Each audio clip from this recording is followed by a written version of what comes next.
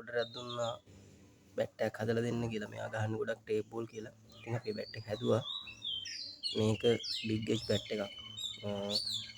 Centimetre 4ට වඩා edge එක තියෙන තද ලීයෙන් හදුව මේක ටේප් බෝල් වලටම ගැලපෙන විදිහට අපි හදලා දෙන්න. මොකද ඔයාලා දන්නවා සොෆ්ට් බෝල් බෝලින් එන වේගයට වඩා ගොඩක් වේගෙන් එනවා බැට් කරනකොට ටේප් බෝල් එකෙන්.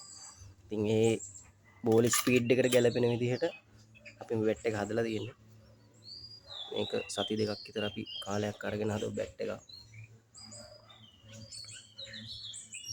ලංකාවෙත් ගොඩක් ටේප් බෝල් ගහන හින්දා අපිට මේ මල්ලි කියලා මේක හදාගත්තේ. මේක 33 උස.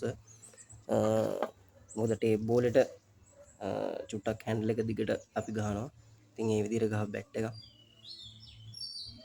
මේක තාම හොඳ තත්ත්වයේ තියෙන බැලන්ස් බැට් එකක්.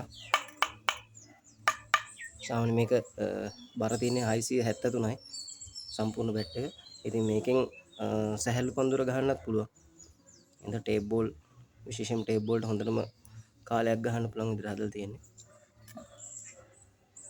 මේක අපි යටත් හදලා තියෙනවා. මොකද ගොඩක් වෙලාවට ටේප් බෝල් ගහන්නේ එක්ක කොන්ක්‍රීට් ක්‍රීඩා පිටියක තනතිල්ලක එහෙම නැත්නම් ඝනකම් තියෙන ස්ථානයක තමයි ගන්න. හින්දා අපි යටත් හදලා මේ ඔරිජිනල් ග්‍රිප් එක දාලා ෆිනිෂ් කරපු බැට් එකක්.